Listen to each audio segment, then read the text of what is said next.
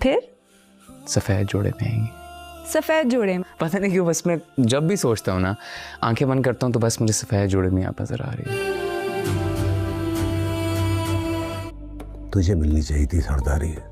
تو زیادہ بہادر ہے اور قابل ہے سربلند سے. بس کرتے ہیں ماما, یہ باتیں سن کر میرا خون جلتا ہے.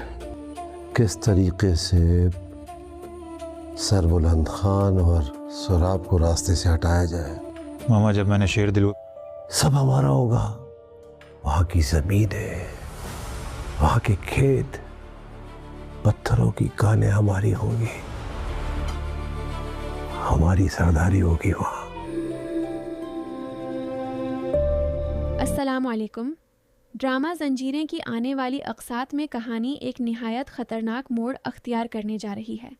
بانو کی موت کا راز مزید پیچیدہ ہوتا جا رہا ہے, جبکہ سربلند کو پورا یقین ہے کہ بانو خودکشی نہیں کر سکتی تھی.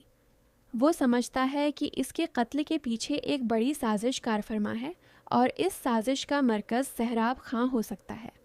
دوسری جانب زبید بھی سربلند کو ایک اہم بات بتاتا ہے کہ اس نے سہراب خاں کی گفتگو سنی تھی, جس میں وہ بانو کی موت کو خودکشی ثابت کرنے کی کوشش کر رہا تھا.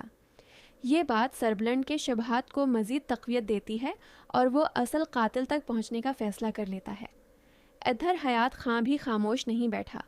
وہ اپنے بھانجے کو مسلسل یہ باور کرا رہا ہے کہ سرداری کا اصل حق اسی کا ہے.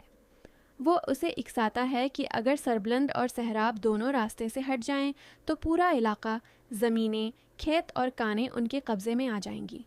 اس گفتگو سے واضح ہوتا ہے کہ آنے والے دنوں میں ایک نئی اور خونریز سازش سامنے آنے والی ہے, لیکن ان کی خوشیاں زیادہ دیر برقرار نہ رہ سکیں. توورسم خاں ضد اور انتقام میں اسلام آباد پہنچ گیا. اس نے رابعہ کو اغوا کرنے کی کوشش کی, مگر مدثر نے آخری سانس تک اپنی بیوی کی حفاظت کی. شدید جھڑپ کے دوران توورسم کی گولی مدثر کو لگ گئی اور وہ جان کی بازی ہار گیا. مرنے سے پہلے مدثر نے رابعہ کی ذمہ داری سربلند کے سپرد کر دی. ابتدا میں بانو کو رابعہ کی موجودگی پر غلط فہمی ہوئی, لیکن جب اسے معلوم ہوا کہ رابعہ مدثر کی بیوہ ہے تو اس نے اسے دل سے قبول کر لیا. تاہم قسمت کو کچھ اور ہی منظور تھا.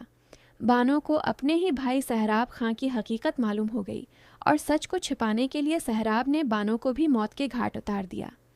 اب بانو اور مدثر کی کہانی اپنے اختتام کو پہنچ چکی ہے, جبکہ سربلند اور رابعہ کی نئی داستان کا آغاز ہونے والا ہے.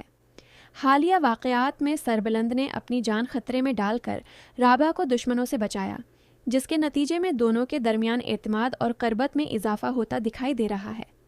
اب یہ دیکھنا ہوگا کہ آیا سربلند بانو کے قاتل کو بے نقاب کر پائے گا؟ کیا سہراب خاں کی تمام سازشیں ناکام ہو جائیں گی؟ اور کیا سربلند اور رابعہ کی محبت اپنی منزل تک پہنچے گی, یا ایک نئی آزمائش ان کا انتظار کر رہی ہے؟ یہ تمام راز آنے والی اقساط میں سامنے آئیں گے.